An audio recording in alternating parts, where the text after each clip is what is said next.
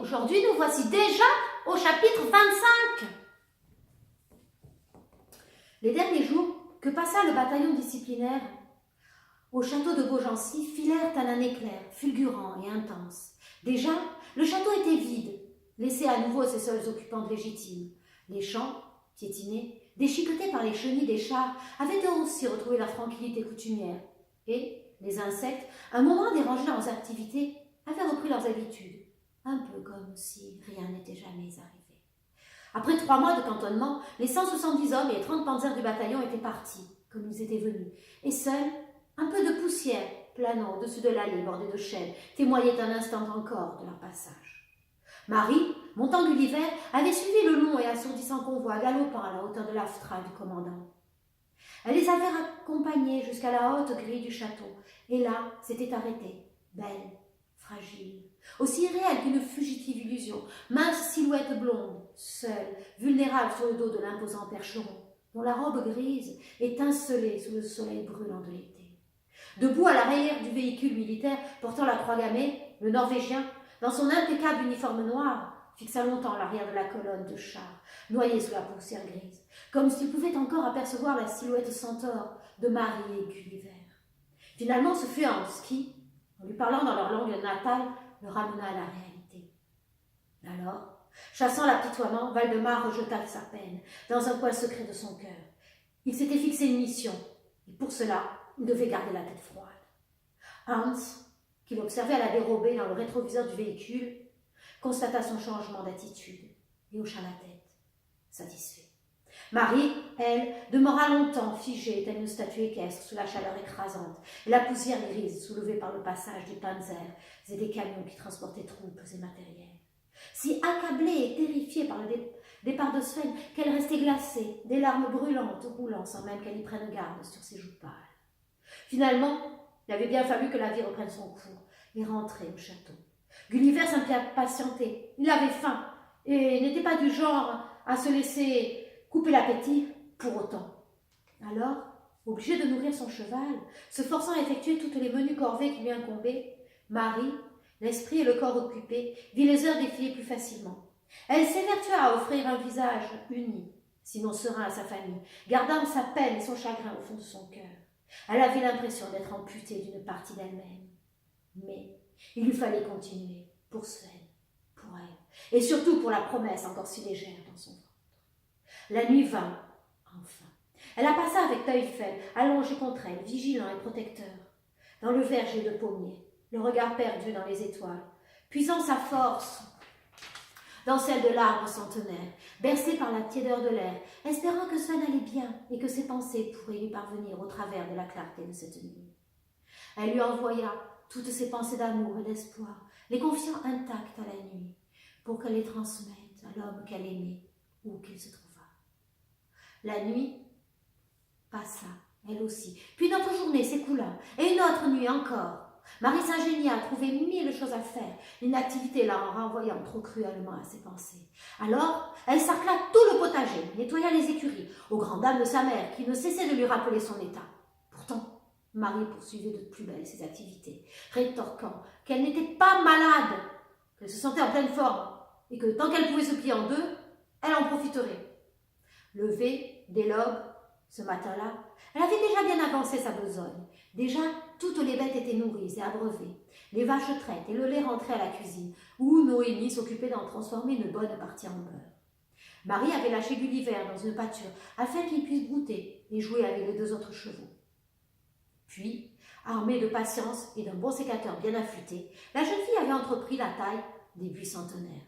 Ce n'était encore que le milieu de la matinée, mais déjà, la chaleur était écrasante. Abritée sous son large chapeau de paille, les cheveux remontaient en un vague chignon, en short et chemisier taché d'herbe, Marie, la sueur ruisselante le long de son dos, perlant sur son front, coupait sans relâche les massifs verdoyants. Teufel à ses côtés comme toujours. Le corps occupé, l'esprit concentré sur sa tâche, elle était bien, même si déjà la fatigue ployait ses épaules et barrait ses reins. Tout à coup, le chien se dressa d'un bond, ses énormes oreilles brunes aux aguets. Marie, attentive à sa réaction, en profita pour se déplier et s'étirer, observant cependant les alentours afin de comprendre ce qui avait justifié sa réaction. Il gronda sourdement, le regard rivé sur l'allée menant au château. Au loin, déjà, on percevait un faible bruit de moteur. Plusieurs véhicules avaient franchi la grille d'entrée et remonté à vive allure le chemin bordé de chênes. Le cœur de Marie battit plus fort. Elle aurait reconnu entre mille autres le moteur d'un Alftrac. Folle d'espoir, elle se précipita en courant vers le château, Teufel sur les talons. Hors d'haleine, les joues roses de sa course, les yeux brillants d'une joie brûlante, d'un espoir insensé. Elle déboucha devant le château, au moment même où 2 Alftrac et un camion militaire se garaient au bas du perron. Son sécateur, qu'elle n'avait pas lâché d'une main, tenant son chapeau en paille tressé de l'autre, Teufel à ses côtés, elle arriva en même temps que les véhicules à croix gammée, vive et sauvage, telle une apparition d'une elfe, attirant l'attention des officiers. Sur un simple signe impératif de l'un d'eux, les soldats qui se trouvaient dans le camion bâché sautèrent à terre et, en un instant, pointant leurs fusils sur elle, ils l'entourèrent, lui ôtant sans ménagement son sécateur, alors qu'interloquée, elle tentait de retenir Teufel, qui, les balbines retroussées sur des dents impressionnantes, s'apprêtait à bondir sur ces hommes qui osaient porter la main sur elle. Fort heureusement, elle eut le réflexe de le retenir par son collier.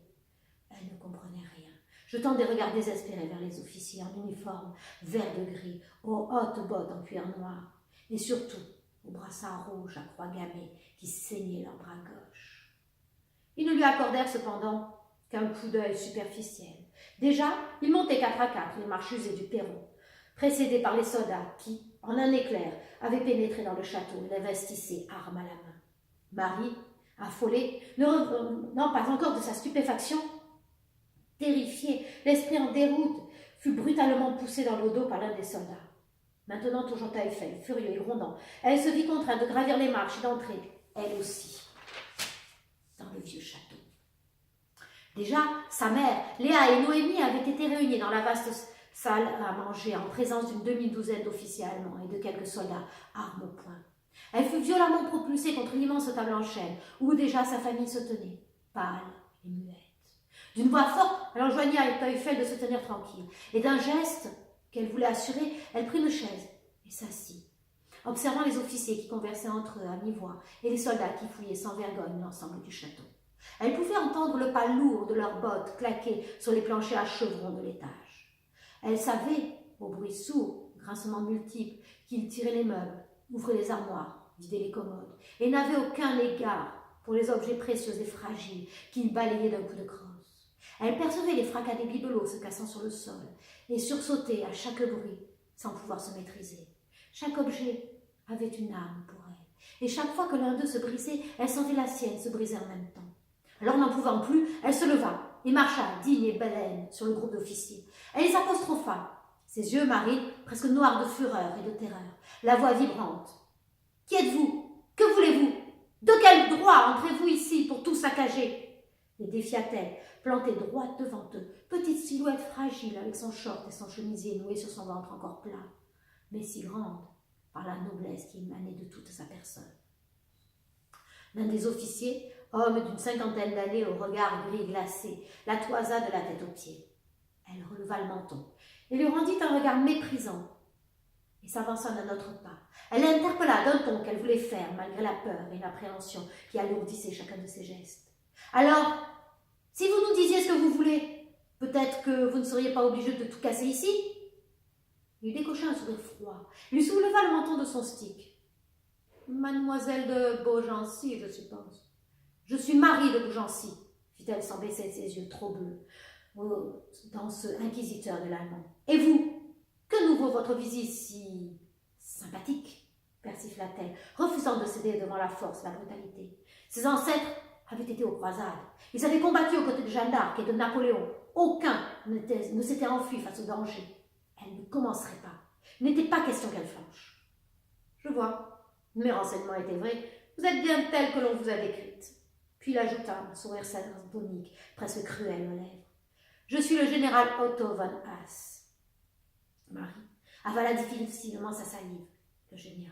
Le général qui commandait toute la région, du nord de la Loire, le super-héros de Sven aussi.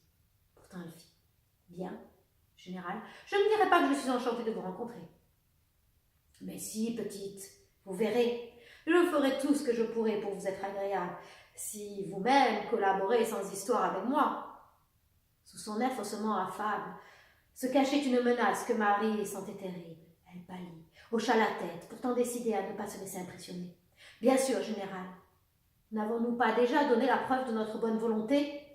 L'officier leva un instant la tête vers le plafond, puis reposa son regard glacé sur la jeune fille dressée devant lui, pâle et frémissant d'une peur qu'elle refoulait.